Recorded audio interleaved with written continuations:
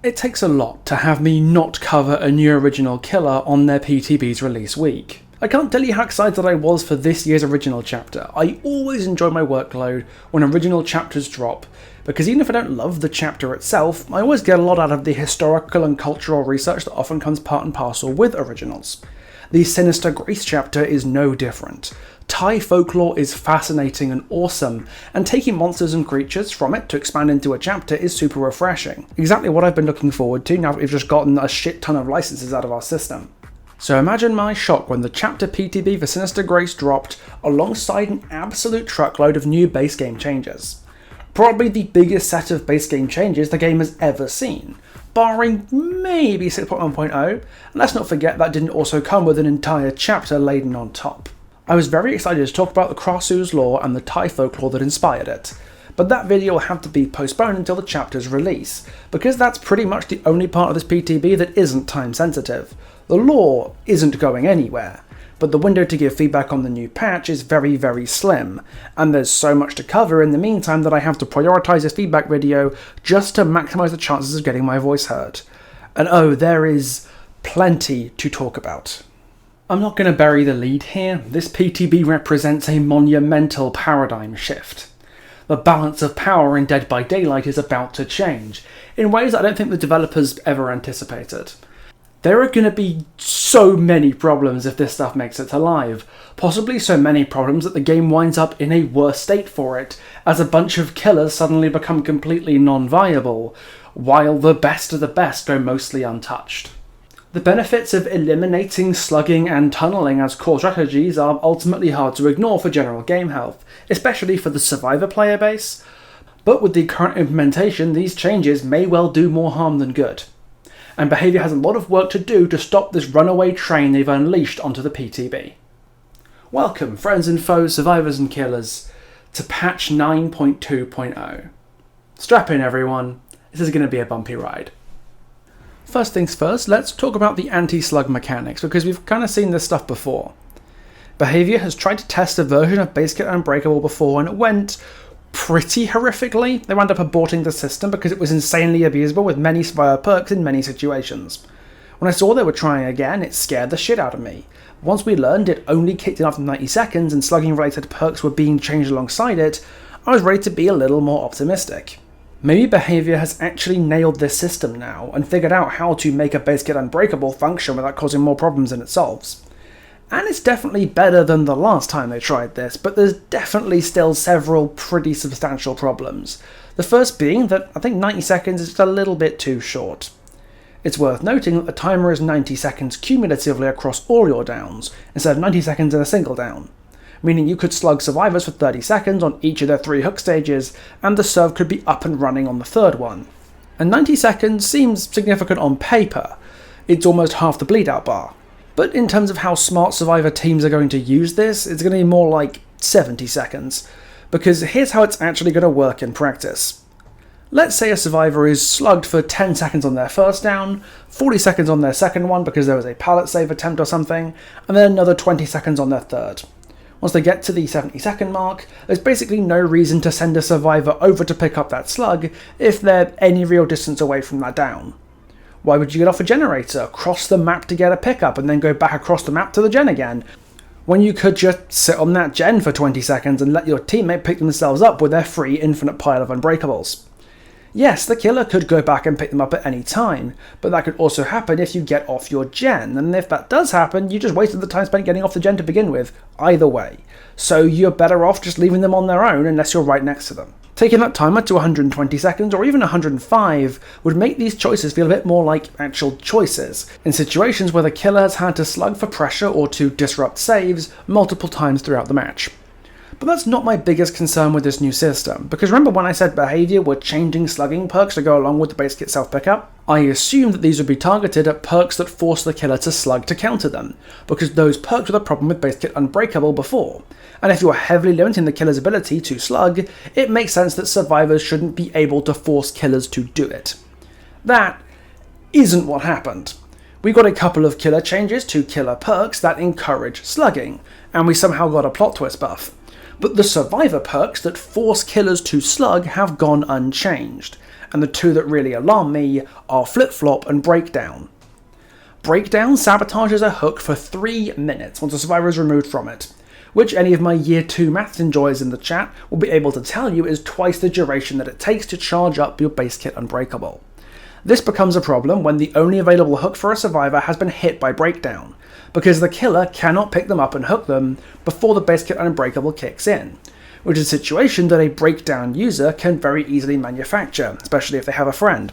All they have to do is take chase, run the killer to an area where only one hook is available, like an edge map hook or a tight indoor map room for example, and get hooked on that one hook. Then once they get pulled off, any survivor, including themselves, can run back to that corner or that room, and the killer just has no way to hook you. It's a similar story with Flip-Flop, especially when it's combined with Power Struggle. If a friend threatens a pallet save for just a few seconds, you'll recover enough that the killer now can't pick you up and hook you. The only counter to this is to leave you on the floor and let you get your infinite Unbreakables, or pick the survivor up and let them pallet save themselves. Hell, this is even easier with Plot Twist now because the recovery time got buffed, meaning you can plot twist under a pallet and arm Flip-Flop Power Struggle in just a couple of seconds. Yes, the survivor has to burn 90 seconds on the ground, but if they take the killer to that broken hook, or go down under a pallet at the end of a chase, the killer has wasted their own time as well. They took a chase and didn't get a hook out of it. They've wasted as much time as you have, and whereas you have infinite Unbreakables to show for it, the killer gained nothing in this exchange of resources, while your teammates did all the gens. Take this Midwich game I had on the PTB for example. If I go down on the right edge of the courtyard, the only available hook is the one in the centre. I get unhooked from it and the hook breaks. Fast forward 2 minutes and the person who unhooked me is being chased, and you can see they take chase into the courtyard and force the down to happen there. They even tried to hop locker to force a Singularity to grab them out of it, but instead he let their deep wound bleed out so they slugged themselves. The only other hook the Singularity can access is broken for another minute, and he's 10 seconds into his bleed out bar, meaning the killer has about a 20-second window in which the survivor is able to be hooked. As long as we have enough people on gens, we have no reason to pick this guy up. He is safe on the floor as long as the killer isn't in the area in that short window where he can be hooked. He could leave the down to pressure us during that minute, but that's okay. One of us takes chase, 2 of us reset and repair, and the slug will take care of themselves. Because as long as the person being chased doesn't run the killer into the slug during that 20-second window, they'll just pick themselves up and be fine. The killer could alternatively stand over the body to ensure they're there in the 20-second window, but if they do that, that's 3 people on gens for that entire minute, and the game is basically over. Need I remind you, this is a solo queue teammate who just saw me breaking a hook down when they pulled me and had this idea all by themselves. On a PTB where there is no matchmaking. Imagine what an actual coordinated Swift with multiple breakdowns or other sabo perks could do in this situation. Breakdown and Flip-Flop are both deeply unhealthy perks already, countered only by bleeding out the survivor trying to use them, but now that bleed outs aren't really an option anymore, the counterplay to these perks has evaporated. There's an argument to be made here that the breakdown problem is just an extreme example of Sabo as a whole being unhealthy with a base kit Unbreakable, especially with Grip Wrench taking Sabo time to 50 seconds, which is over half the charge up time for the self pickup.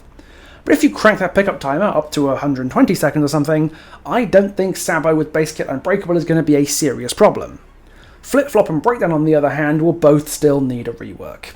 I'm not even prepared to say they're overpowered because it's hard to say that on the PTB, but it's very clear to see that allowing the survivors to game the base kit Unbreakable system like this is extremely unhealthy and was not the intended outcome here. It's the survivor equivalent of pre-rework knockout. It distorts the game around itself in a way that causes game quality to degenerate, no matter who wins or loses. And if the goal of this update is to make the game healthier rather than just give survivors steroids, both these perks have to go. There's just no question about that. In terms of other perks that need to be sorted out, I think there's a couple that are just a bit overtuned on the PTB. Plot Twist did not need the buff. The perk was already extremely good and gets even better with base kit Unbreakable in the game, and actual Unbreakable becomes a nightmare now because the speed boost applies to your base kit Unbreakables that you can use after you burn the proper one. This turns the 5 self pickups you can get before bleeding out into more like 8 or 9, which is just egregious amounts of value for a single perk slot. So the recovery speed boost should probably go away once you pick yourself up for the first time. Tenacity's rework also seems very antithetical to the point of the patch. It rewards survivors for crawling off into Narnia and getting themselves slugged for longer, when I thought the point of this patch was to get killers to slug less. But these are all fairly innocuous things that can be fixed with numbers adjustments for the most part. If we up the pickup timer a bit and rework the 2 bleed out perks so they don't create loser situations for the killer, I think the anti-slug might be okay. On most killers anyway, but don't worry, we'll get to you shortly. While the anti-slug is laser targeted to hit a specific playstyle, the anti-tunnel adjustments are far more all-encompassing, and survivors and killers alike will feel them in every single game of Dead by Daylight. Survivors off hook get a shit ton of buffs, including aura reading on the killer when they're nearby, no pools of blood or scratches, no player collision, immunity to killer instinct, and aura reveals, all for up to 30 seconds, or until a conspicuous action is taken, and for the most part, I do like this stuff. I think the aura reveal might need to be toned down because open-handed exists. Suddenly making that aura reveal 48 meters is a bit too much when you realize that, comms are a thing, and the survivor could be giving perfect information on the killer across the map, and the Killer Instinct blocker has several problematic interactions with killer powers, which I'll get into later, but in principle, I like a lot of this stuff. Removing collision, especially preventing endurance off hook from being used aggressively, that is a massive success that players on both sides have wanted for ages. But there's a few very small, massive problems that every killer will feel from their first game on the new patch, and a big one is the hook information blocker. I can see why they would obscure exactly when a survivor is unhooked. They want to punish back to hook Andes by not letting you know precisely when a survivor is removed from the hook. But dear God, with the right perks, it is so easy to game the system. Floods of Rage, Make Your Choice, and Jagged Compass all notify the killer audibly or visually whenever a survivor is unhooked immediately, and basically ring the dinner bell for you to come right back to hook.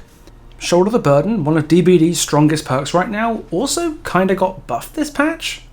Since no unhook notification means you have less opportunity to react to a shoulder and capitalise on the exposed, which is meant to be the perk's entire downside. This is particularly bad if they also have something like Calm Spirit or Harden to hide the scream notification as well. The hook info blocker also buffs a couple of other extremely strong survivor perks as a side effect: Reassurance and Camaraderie, because the hook blocker also conceals the hook timer, and that means there is no way for the killer to tell that the perk has been used unless it's endgame or they're directly staring at the hooked survivor. Reassurance and Camaraderie are already very powerful perks, stalling the need to unhook so the team can do gens without worrying about dropping a stage. But the killer not knowing they've been used is a buff those perks did not need, especially after 70-second stages arrived last year. Concealing the hook timer also encourages survivors further to not unhook until the end of the stage, because without the timer, killers have a much harder time securing a stage drop. If survivors wait until the end of the stage to unhook their teammate, a killer could check that and punish them by going back to hook afterwards towards the end of the stage, forcing a group save or unfavourable trade. But with the hook blocker active, that's not going to be happening anymore. A key part of survivor and killer skill expression and macro play is just gone, because killer no longer has the tools to make an informed decision. A far more damning issue, though, is the heavy deterrence put in place for killing a survivor too quickly.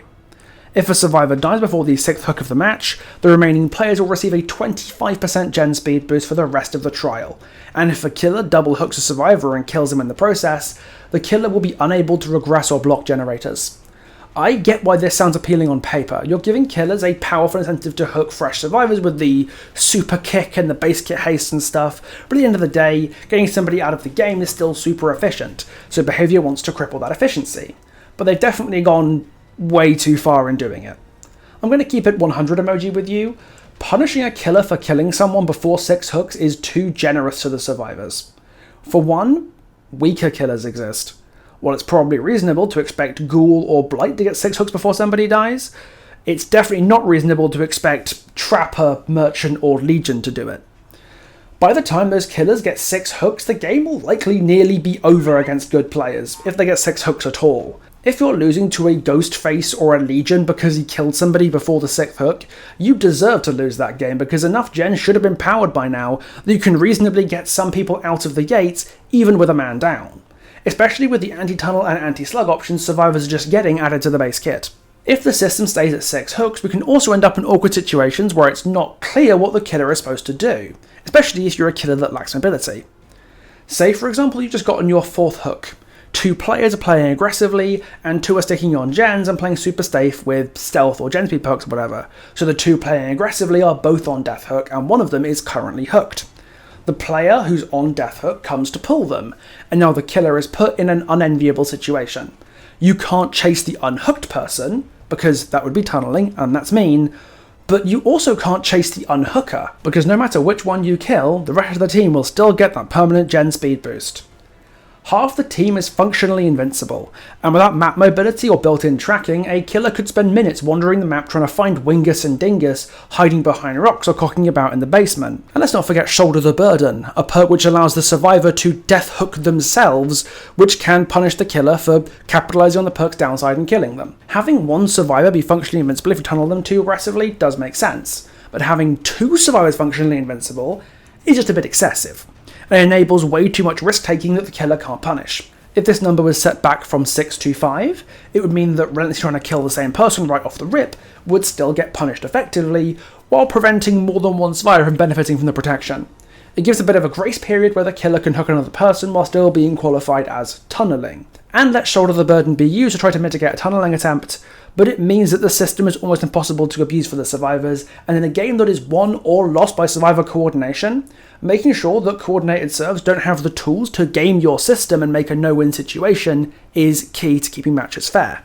Maybe the answer here is individual strength-based balancing like the fresh hook incentives. I wouldn't mind that at all, but it is transparently clear that the system is at least a little bit too lenient for the survivors. I get the spirit of it, and having the system punish hard tunnelers is probably a good thing overall for the game's health, but if it's protecting multiple players at once, then it's not an anti-tunneling solution. It is an anti-gameplay obstruction for the killer, because you can't tunnel multiple survivors at once. So, yeah, a lot of these systems are deeply undercooked, and a lot of players are making their voices heard about them, which is great.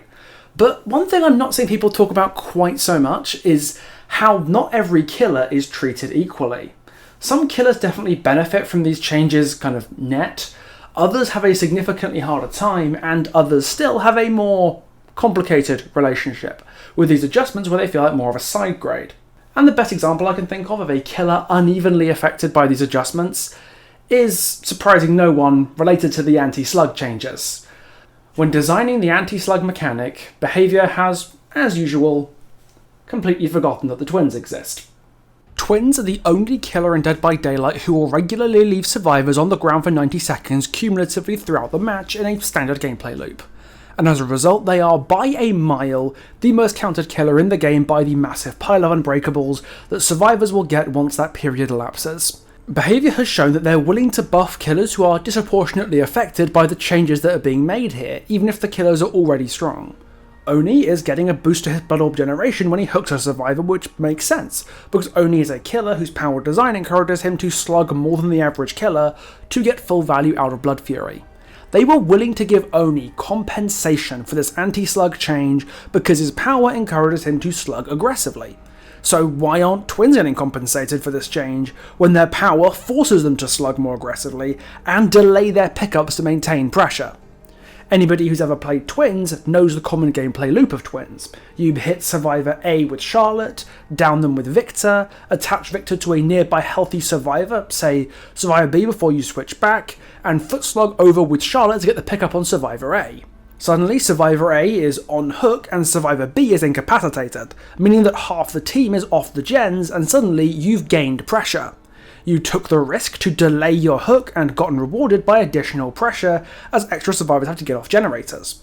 Or maybe your gamble hasn't paid off and the survivor on the ground gets picked up before you get there. With a giant pile of unbreakables added into the equation, delaying your pickup to spread pressure is so absurdly risky there's basically no point in doing it anymore, because every second you spend not actively picking up a survivor is a second before you'll never be able to pick them up ever again. Especially if the base kit tenacity makes it to live and the survivor you down is suddenly halfway across the map by the time Charlotte catches up to them. Simply by existing, Twins' efficiency becomes completely crippled by the anti-slug change, and that is a problem that only gets worse with other anti-slug perks added into the equation. And Twins are a killer that lives and dies by time efficiency, by making macro decisions that grind the survivors down and slowly shift the game into a situation they can't come back from. This whole plan just doesn't work anymore if survivors get to pick themselves up whenever they like.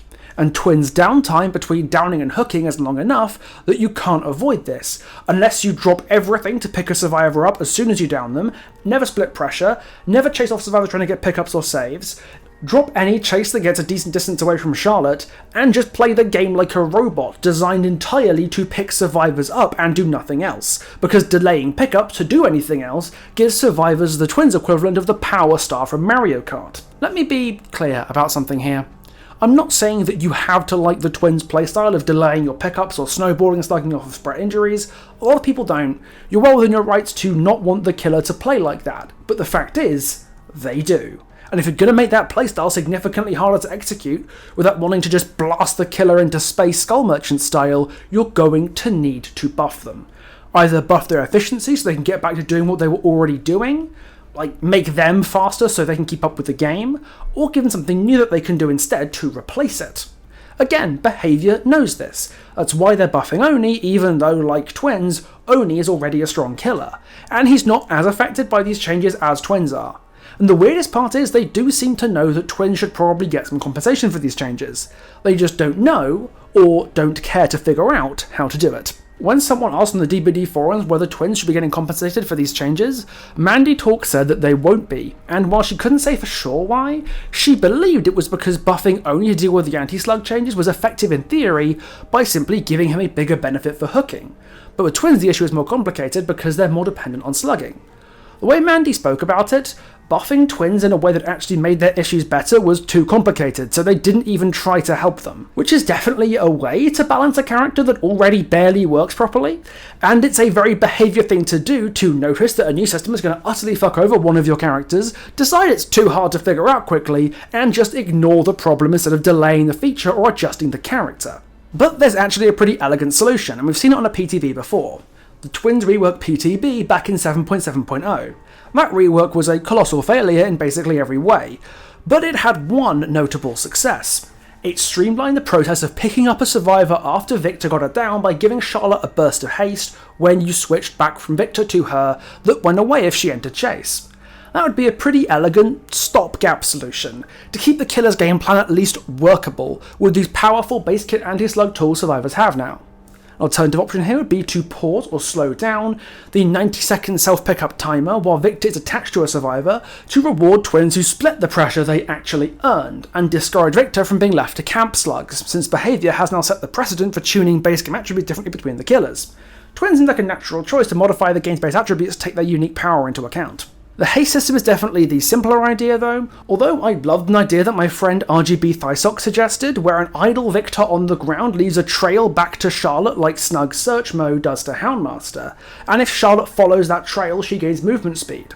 So you could leave Victor next to a down or a generator that you need to pop or something, and Charlotte can just zoom over to get that pickup.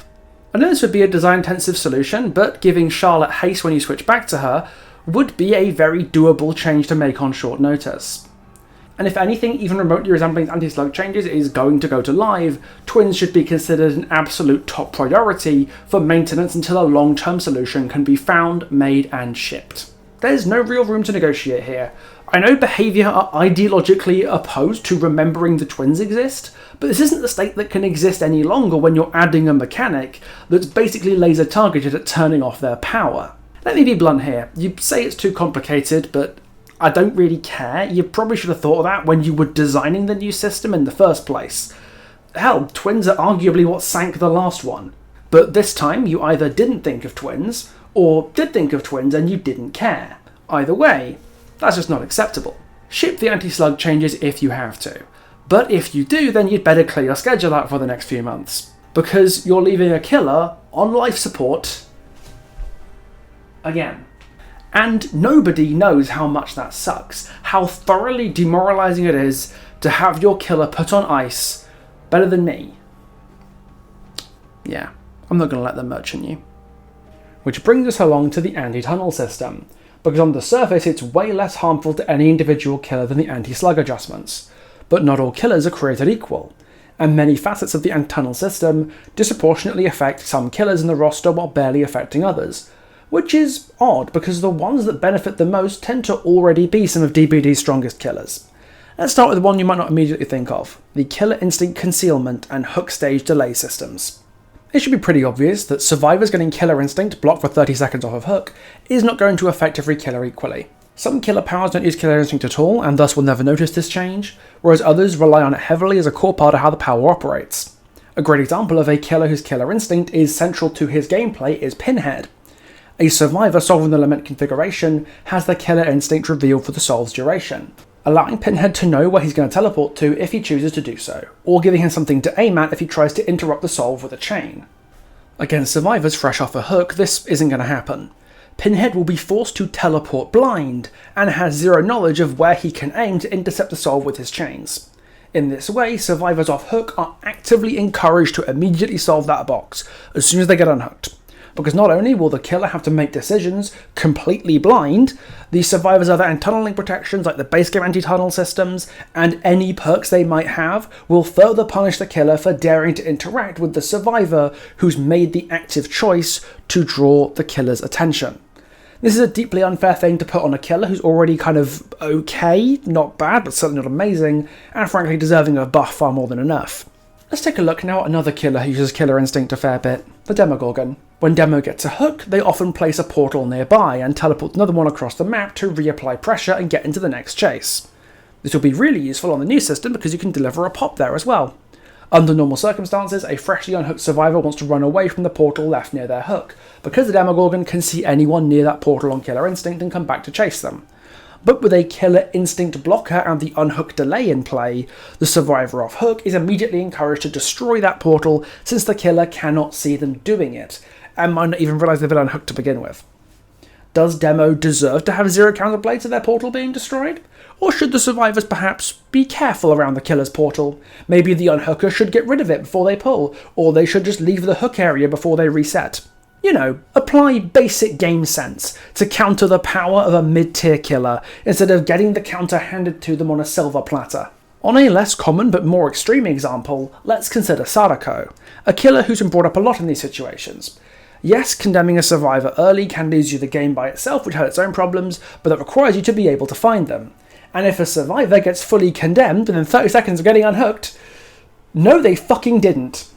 You're going to need to find the fully condemned survivor without that Killer Instinct. That's why they added it to her kit in the first place, so the newly condemned survivor can just run around like a headless chicken and put the tape away before she can get to them. A survivor can bring this onto themselves by pulling out a tape near their hook, without committing a conspicuous action, and while the killer had their Killer Instinct blocked as a result. They might even still think they're hooked. Again, does Sadako deserve to have this additional weakness that has not been compensated? There's plenty of other killers who struggle with this too. Freddy's whole kit is very heavy on Killer Instinct, not to mention how useless paint thinner is when the survivor starts dropping dream pallets once they get unhooked. Twins run into an issue here again, where an idle victor can have a freshly unhooked survivor run over and kick him in the face with no warning, so you can just lose your pressure with no cue whatsoever it was about to happen. Ghostface can be revealed by a survivor fresh off of a hook without him knowing where the one who revealed him went. There are a lot of killers who have base kit Killer Instinct who will be incrementally worse from this change, but it's worth noting who isn't. Nurse, Ghoul, Blight, Hillbilly, Spirit. You know, the actually good killers. I can definitely see a couple of cases where Killer Instinct Vision might encourage tunneling, Legion and the Resident Evil killer specifically, because Legion can knock a survivor's base kit BT off them immediately, and Resident Evil killers are often encouraged to tunnel if an injured survivor uses a first aid spray or a vaccine after they get unhooked. But most uses of Killer Instinct in this game are fairly innocuous. They are necessary for the killer's power to function as intended at a basic level. That is why Killer Instinct exists, that's why it was created. If Legion or the RE killers are encouraged to tunnel too much by Killer Instinct, revealing fresh unhooks, those killers can be changed individually.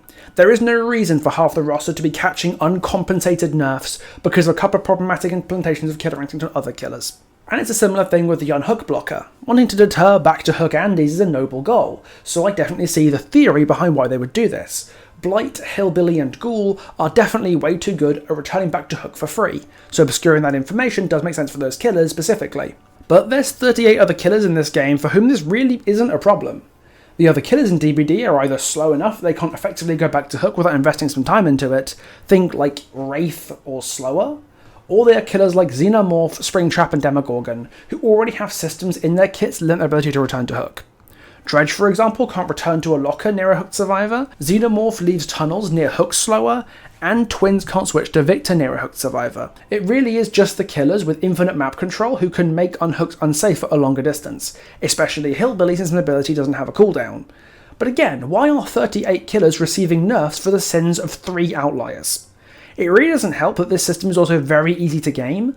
Floods of Rage, Make Your Choice, and Jagged Compass all notify the killer immediately when unhook takes place, so these perks basically punch straight through the hook blocker, and Dredge can actually see when a survivor is unhooked by seeing when the locker becomes available to teleport to. This isn't me encouraging a Dredge nerf, by the way. I think Dredge doing this is perfectly fine, but it just goes to show how poorly thought through this whole system is, not to mention the interactions with the hook-related perks I talked about earlier. The denial of information around unhook seems like a good idea on paper. Hell, I've made that joke on Twitter before myself. But now the joke is on all of us, because many killers have the core functionality of their power just not working as intended anymore, just because a couple of killers ruin it for everybody else. A few dash killers going back to hook once too often, or Legion stabbing your base kit BT off you, and suddenly Pinhead, Sadako, Demogorgon, and many other killers just don't work the way they're supposed to anymore. And that's just off the back of the information changes. It's not even getting into hard anti-tunnel adjustments like the fresh hook incentives and tunneling punishments, because just like the info changes, not every killer is affected equally. The incentives for hooking a fresh survivor require 2 things to get value out of them properly. They require high lethality so that the killer can end chases quickly and get many hooks without killing anyone, and they require good mobility so that the killer can get a base kit pop-off on the gen they need to before it gets done and can follow the aura reading around the map more reliably. Lethality enables benefits of the system, and mobility multiplies them. So a killer with map coverage and lethality is naturally going to benefit the most. If I played Xenomorph or Springtrap or Unknown or Vecna, I'd probably feel pretty good about being able to use these, but unfortunately a lot of killers are not that lucky. Of course, killers who can get to gens faster than Trapper will benefit more from this, but many of those, like Wraith and Dredge, have compromised lethality as a result, so they have fewer kicks in them in an average game. And killers with high lethality but low mobility have the opposite problem, where they can get those fresh kicks in consistently but don't have the map ability to deploy them without investing a lot of time into it. A few killers get to be decent at everything, like Unknown or Houndmaster, they benefit a lot from these changes, but the biggest winner here is unquestionably Singularity. You're meaning to tell me that this killer who's comfortably already in the top 6, who has good enough map mobility to apply his kick wherever he likes and good enough lethality to get it consistently, has some of the best 3-genning in the game, so he benefits from repeatedly popping the same gen over and over again, he's considered, as per the game's hook incentives, to be as in need of assistance as Trapper and Skull Merchant. The only thing that he lost here is a little bit of killer instinct on slipstream contamination, but guess what? This guy has cameras. He doesn't need killer instinct. He can just look at you with his 11 pairs of eyes to find you instead. I don't know what this sentient toaster oven did to deserve all the love behaviour's been giving him lately, but he's been absolutely feasting on the new patch. And he's not the only one. Spirit is very much making a comeback into the top tier with this update. Unlike the prior top tiers, she gets the full 20% gen kick and gets enormous value out of the full duration of haste. Her movement speed in phase gets boosted by this, so she will be going like the clappers when she phases after each fresh hook. It's gotten to the point now where I don't think Nurse will be in the top 5 killers anymore because her strengths are so tied up in tunneling and slugging, which this update extensively punishes. She doesn't benefit at all from the haste, and she's unable to apply the kick incentive that she does have because Blight, Billy and Kaneki all have way better map control than she does. Nurse is probably the only top tier meaningfully nerfed by these changes because most of them either benefit heavily from the fresh hook incentives or can at least use the weaker incentives that they do have better than the other killers because of their exceptional map control. Which brings me to an awkward juncture, because just like there are obvious winners, there are obvious losers too to this new anti-tunneling push, and that's the killers who can't control who they kill. Sadako, Pig, the Trap Killers, and to a lesser degree Pinhead all suffer from survivors controlling who engages with their powers and how. If you condemn or head pop a survivor before you get your 6th hook, the whole team gets a permanent gen speed boost and the killer can't regress the gens, but the killer can't control those things. And if a few gens have already popped by this point, the game probably just becomes unwinnable for the killer. Trap killers suffer in a similar way. They can't control whether the survivor who steps in a bear trap or gets scanned by a drone happens to be the one they hooked last or not. What is Trapper meant to do if he's at 4 hooks and the dead on hook survivor steps in a bear trap? Is he just meant to ignore them? Is he meant to deactivate his own regression to get the kill?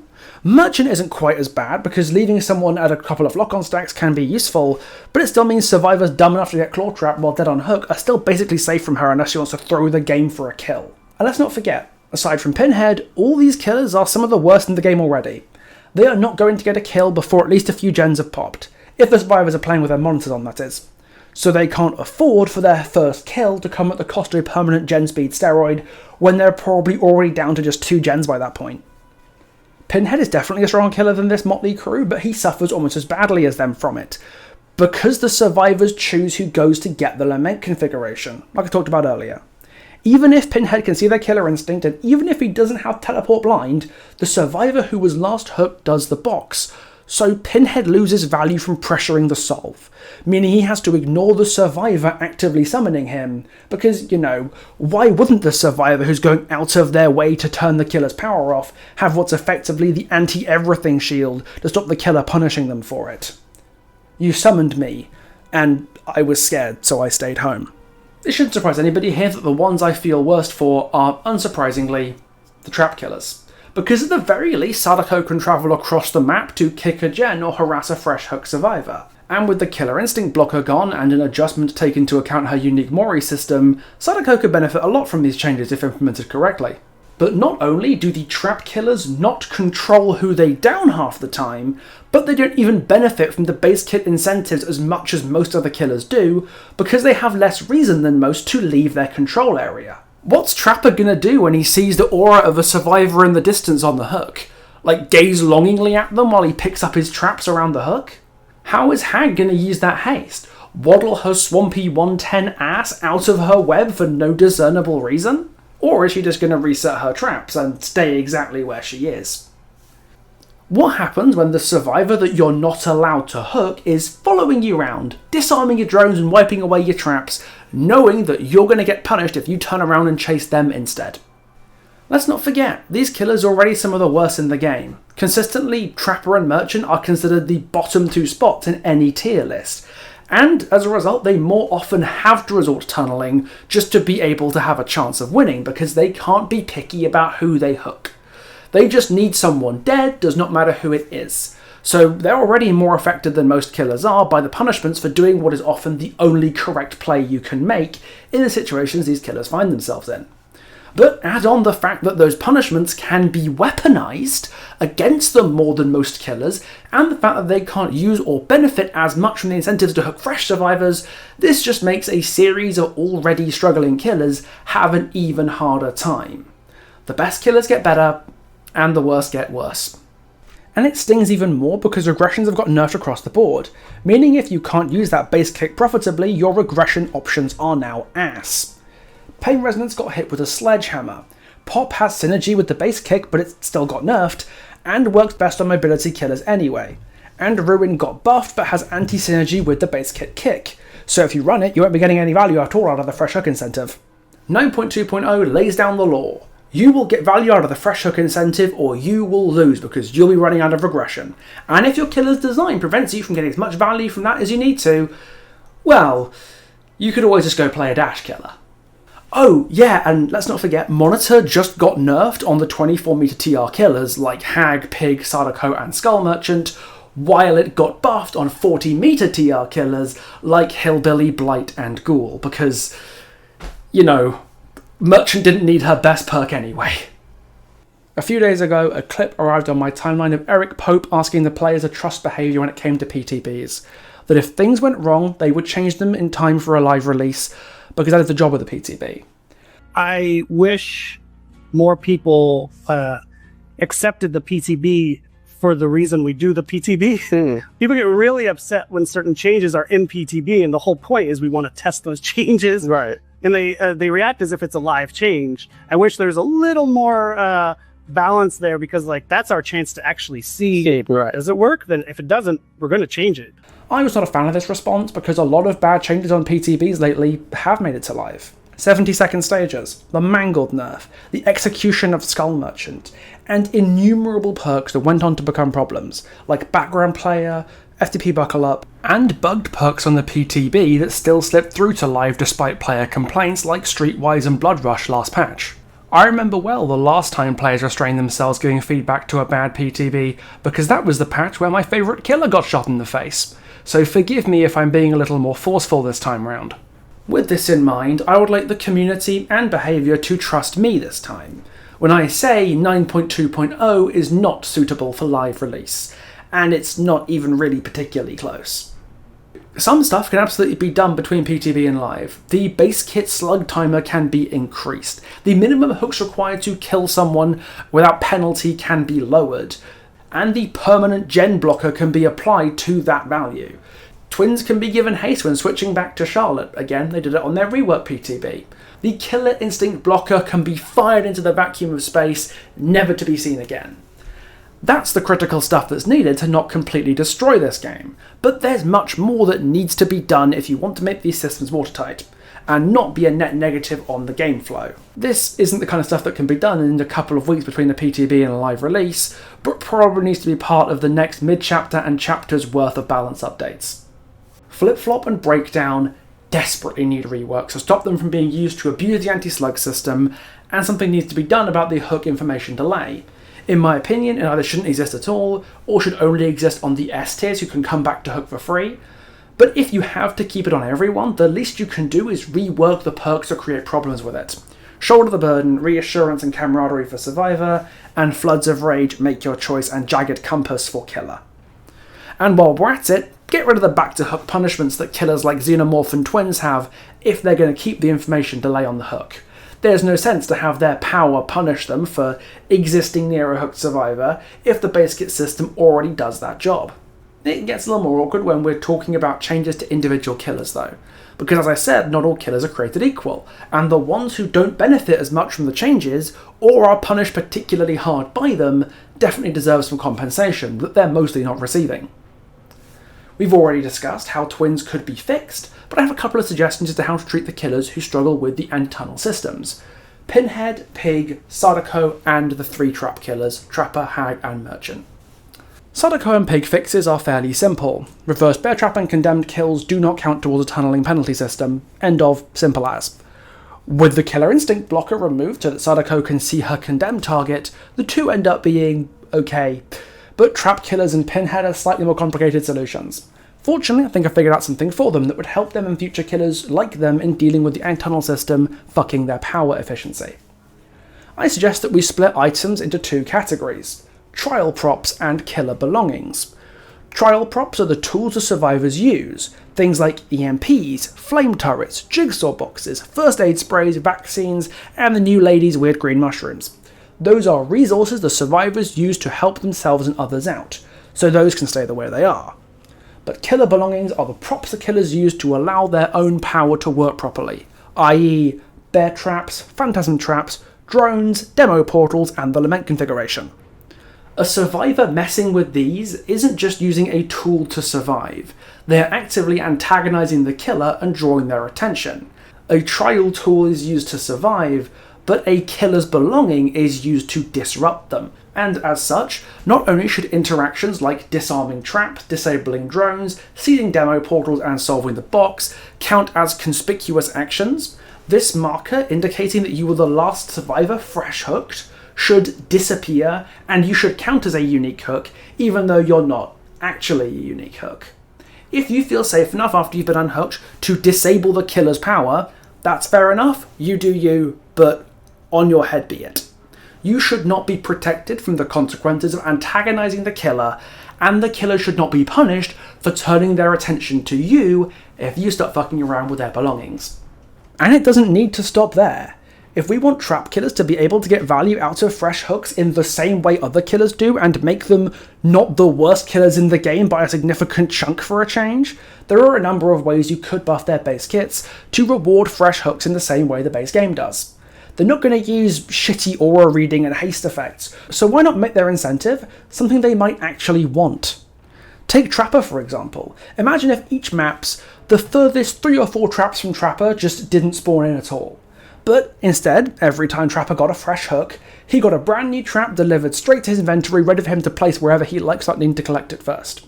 Imagine if off every fresh hook, Hag got the chance to teleport directly to one of her traps anywhere on the map, without losing that trap and without a survivor having to step in it.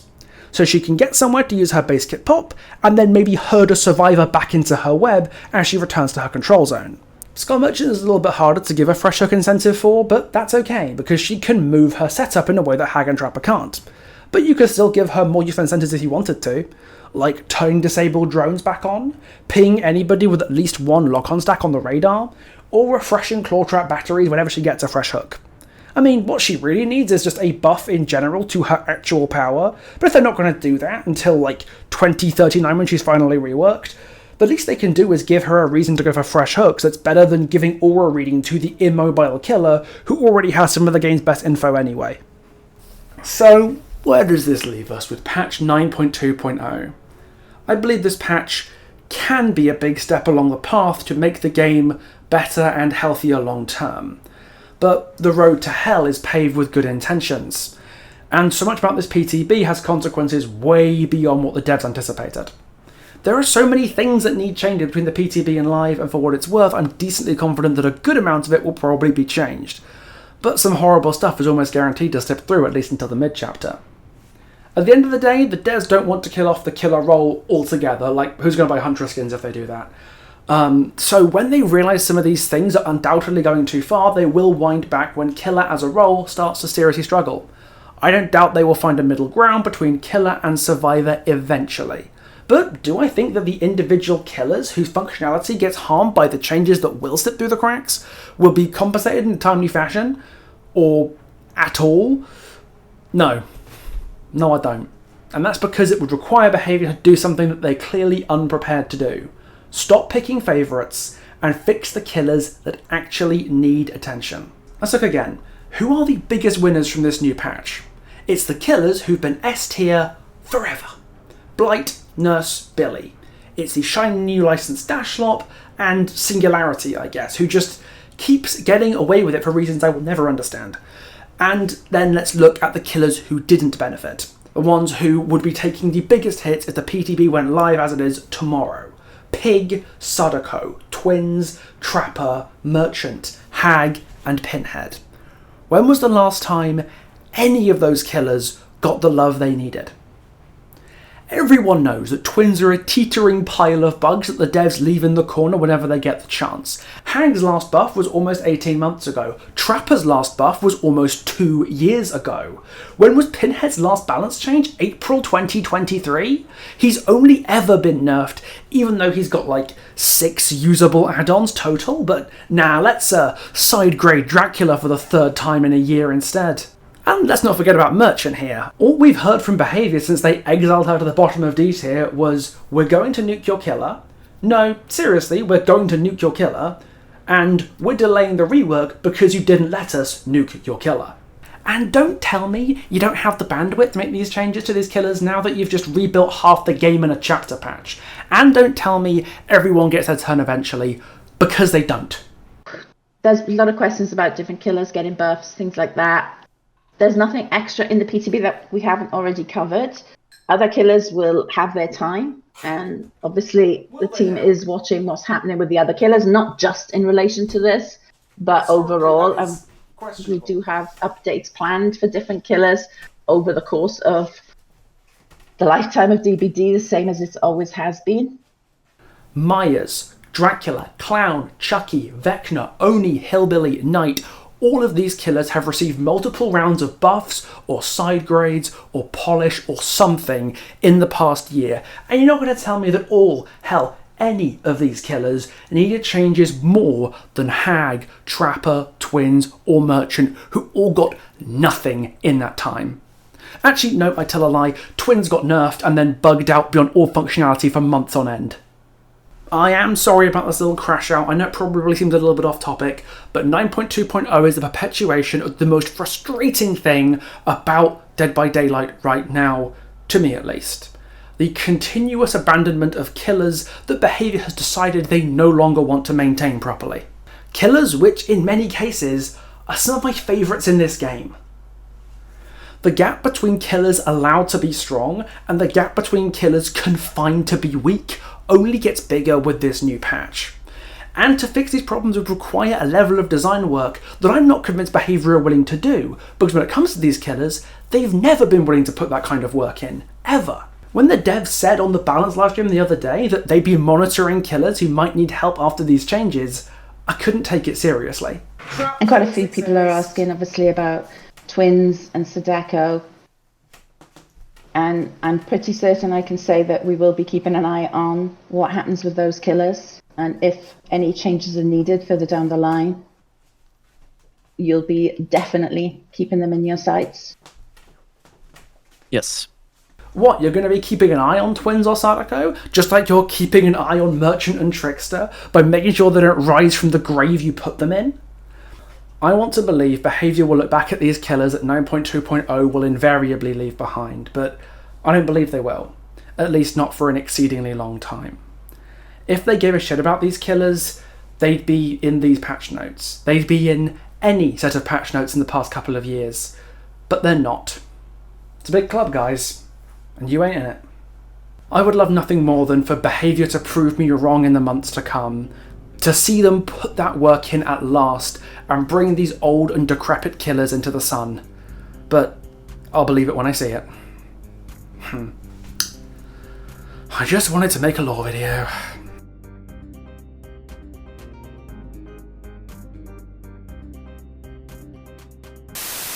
Oh, hang on, there's one more thing I forgot. Give me a sec.